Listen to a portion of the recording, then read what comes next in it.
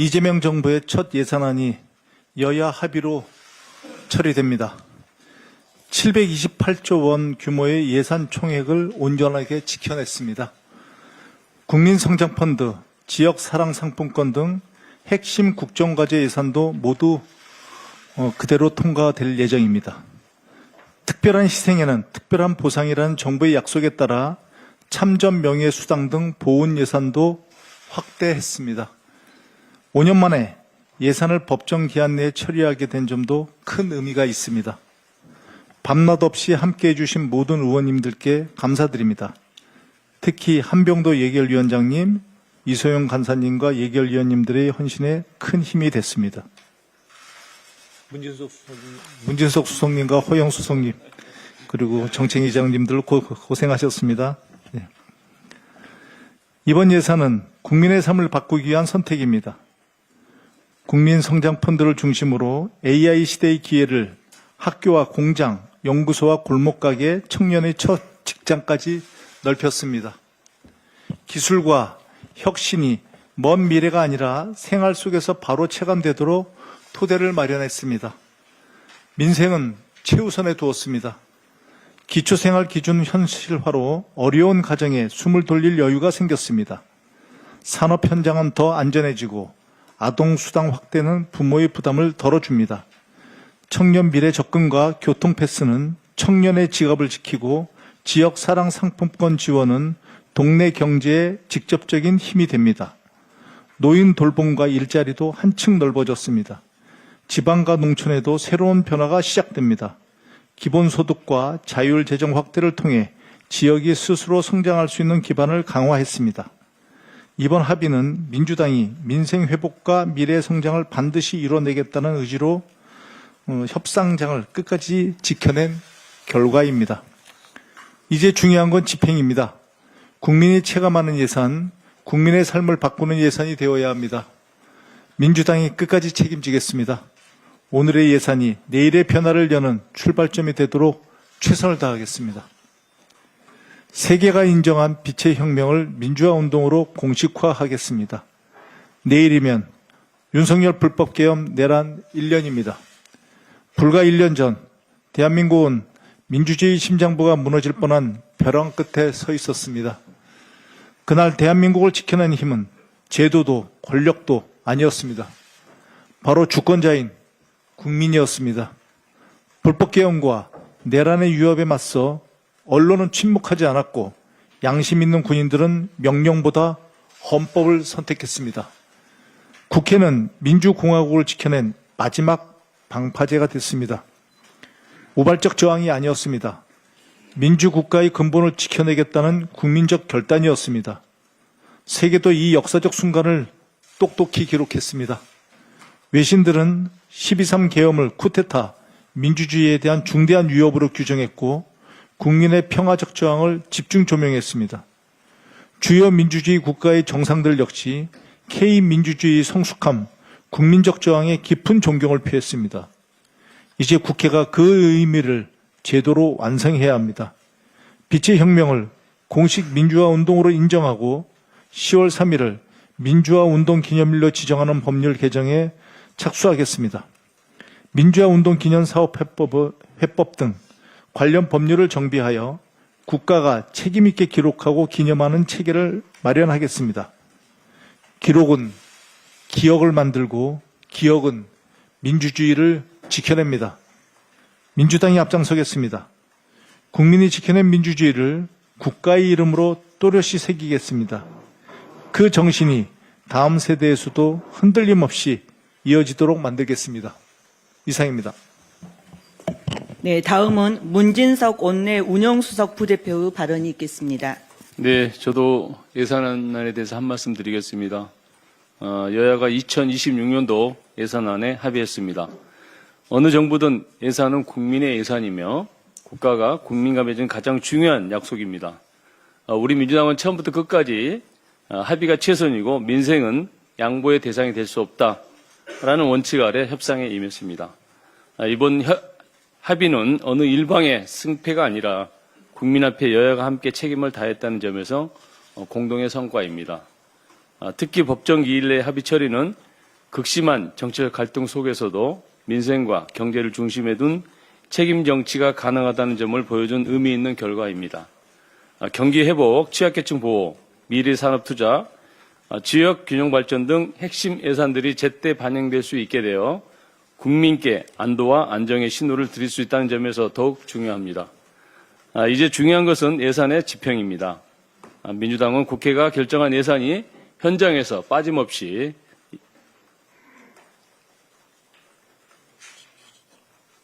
투명하게 집행될 수 있도록 끝까지 점검하고 책임 있게 뒷받침하겠습니다.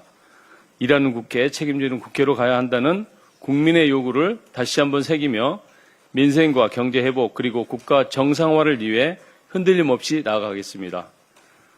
오세훈 시장의 민주당 하명 기소 주장은 사법을 정치 방패로 삼는 무책임한 망언입니다.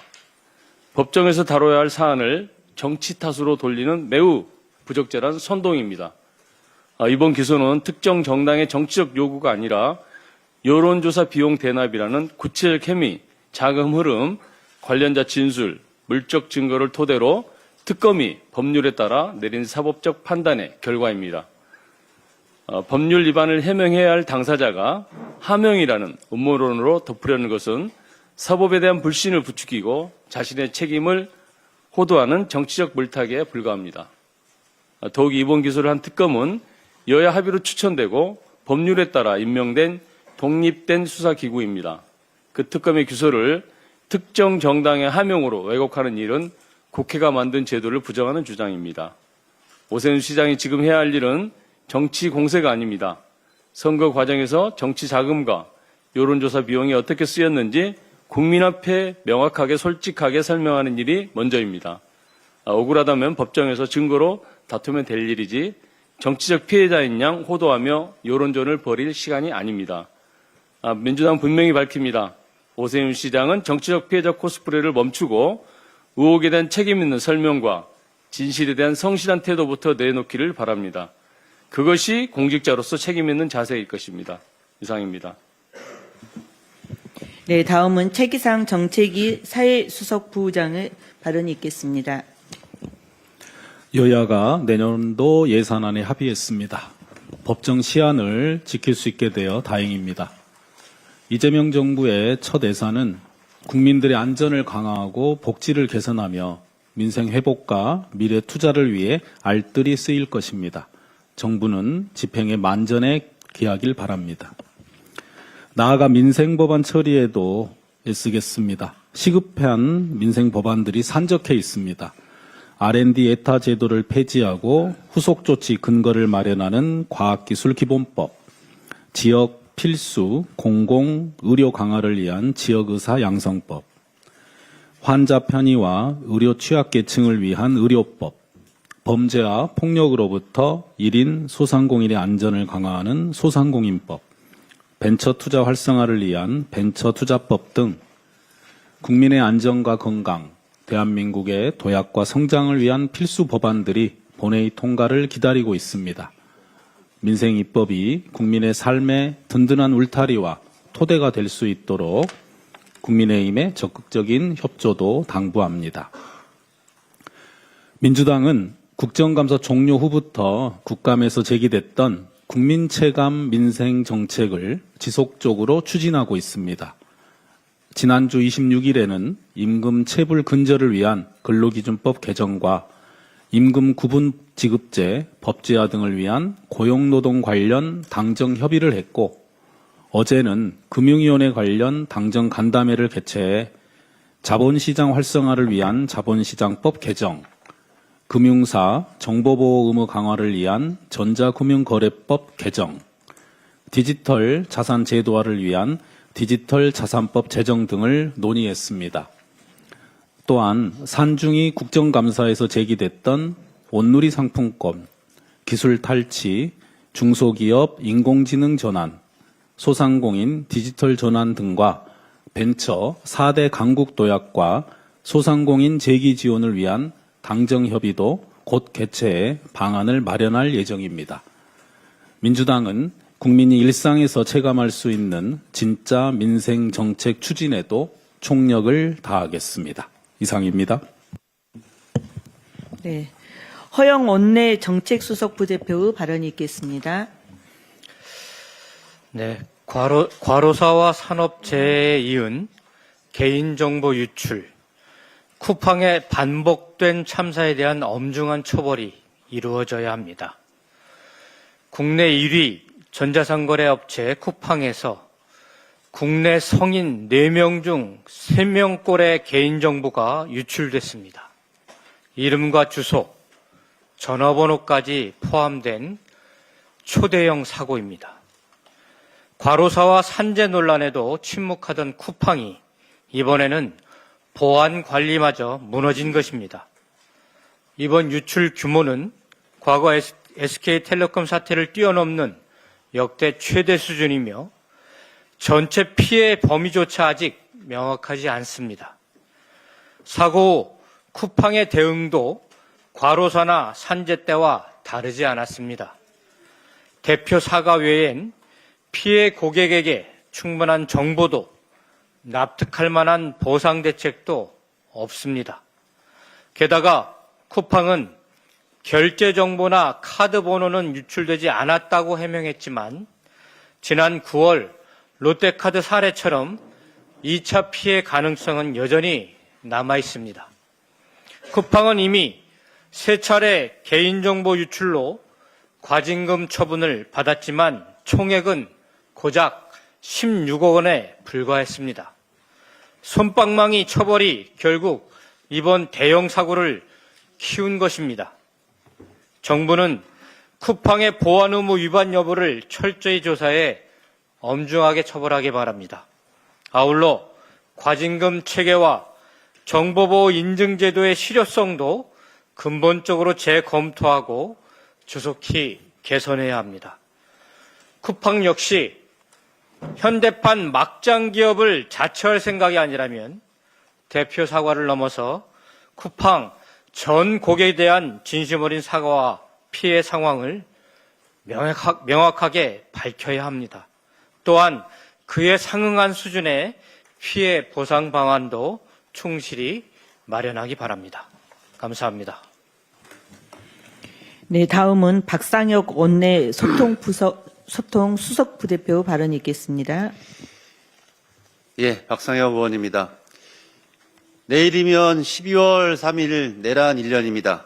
최근 12월 3일 내란 1년을 맞아서 여러 언론 매체들이 그 당시의 원인과 상황에 대한 보도들을 하고 있습니다. 그중에서 어제 충격적인 보도가 있었습니다. 자신도 모르게 내란 과정의 일부가 되었던 한 국군 장병에 의해서 우리나라가 얼마나 그 당시에 위험한 상황에 있었는지를 알 수 있는 사실이 밝혀졌습니다.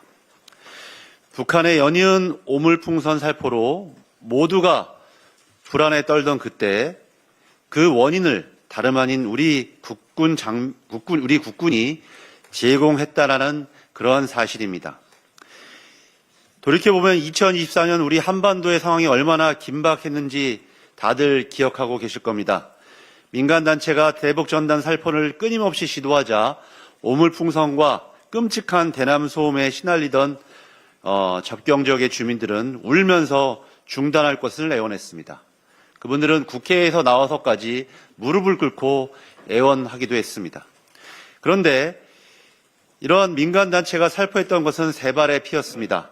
2에서 3m짜리 풍선에 기껏해야 약 2kg의 전단을 날려보냈던 것과 달리 정작 우리 국군은 건물 2, 3층 높이 수준의 기구에 전단을 10kg씩 매달아 10차례 100개씩 총 1톤가량의 전단을 날려보냈다고 합니다.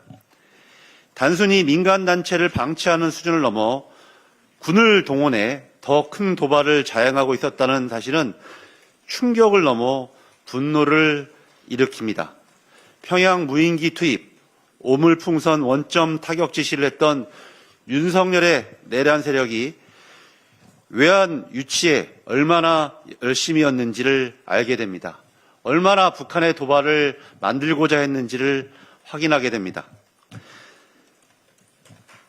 사전에 준비하고 치밀하게 실행된 계획 범죄는 재범 위험성과 사회적 해악성이 크다고 판단되어 항상 엄중하게 다루게 됩니다.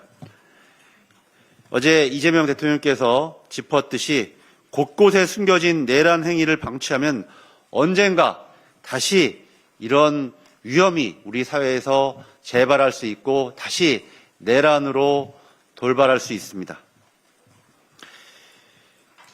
윤석열의 외환 유치는 미수에 그쳤을지 몰라도 그 사이에 우리 사회가 감내해야 했던 고통과 사회적 비용은 산출하기도 어려운 수준입니다.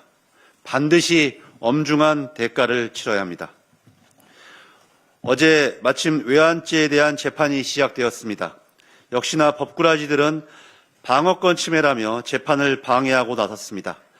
하지만 법정에서 난동을 부리고 아니라고 잡아떼고 민주당 때문이라고 아무리 때를 써도 역사와 국민들은 지은 죄에 대한 죄값을 결코 피할 수는 없을 것입니다. 우리는 12월 3일 밤을 기억하고 있습니다. 이상입니다. 네, 이윤기 원내부대표 발언이 있겠습니다.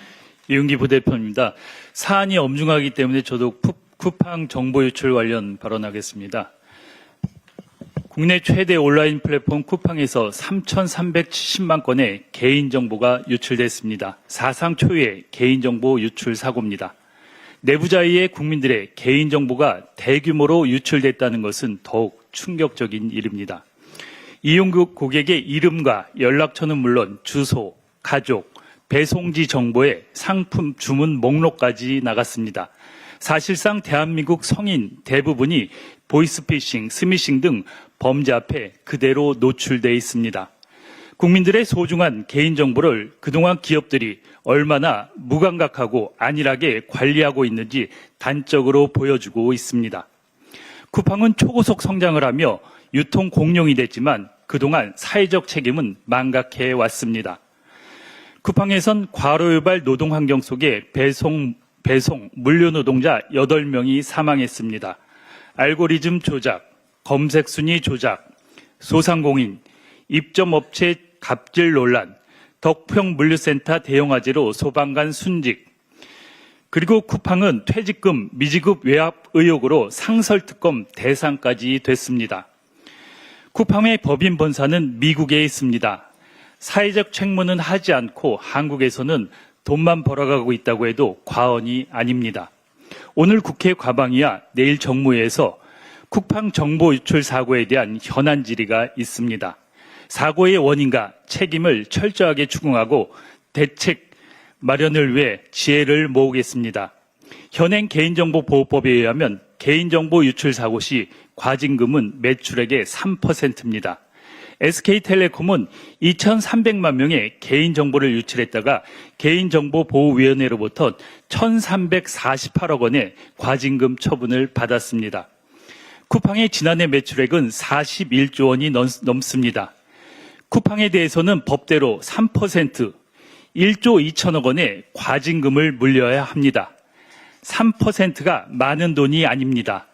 선진국은 4%까지 과징금을 물게 하고 있습니다. 저는 과징금을 3%에서 4%로 올리고 해킹 등 중대 침해 사고에 대해서는 10%까지 징벌적 과징금을 내도록 하는 법안을 이미 발의해두고 있습니다. 우리도 외국처럼 기업이 국민들의 소중한 개인정보를 제대로 관리하지 못하면 망할 수도 있다는 엄중한 시그널을 보내야 합니다. 개인정보 유출 사고가 다시는 재발하지 않도록 국회에서 단호하게 대처하겠습니다. 정부도 적극 협조해 주시기 바랍니다. 이상입니다. 네, 다음은 조인철 원내부대표 발언이 있겠습니다.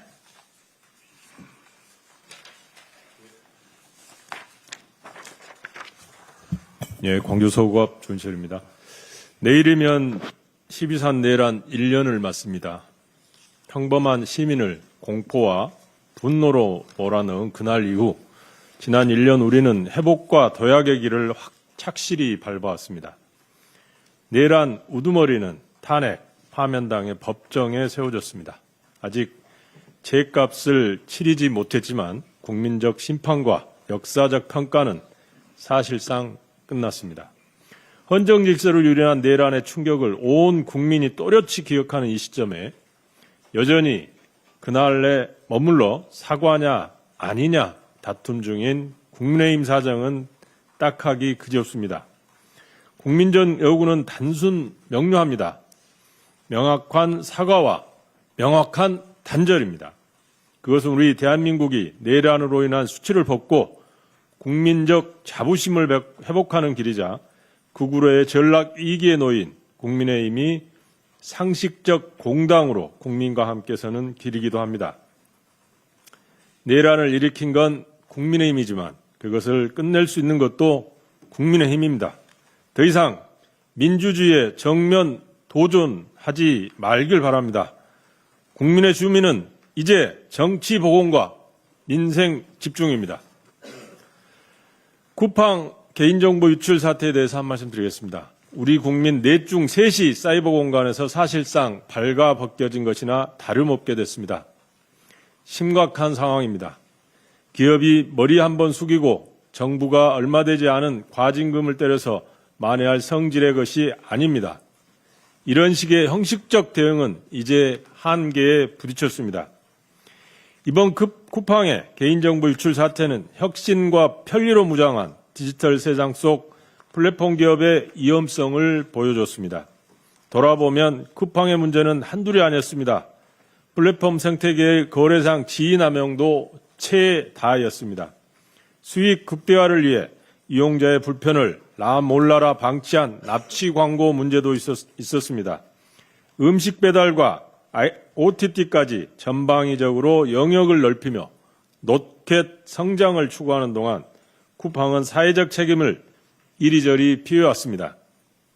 법인이 미국에 소재하고 경영 총괄자가 미국인이라는 이유에서였습니다. 이번 사태로 조사 엄벌은 당연하지만 그걸로 끝낼 문제는 아닙니다.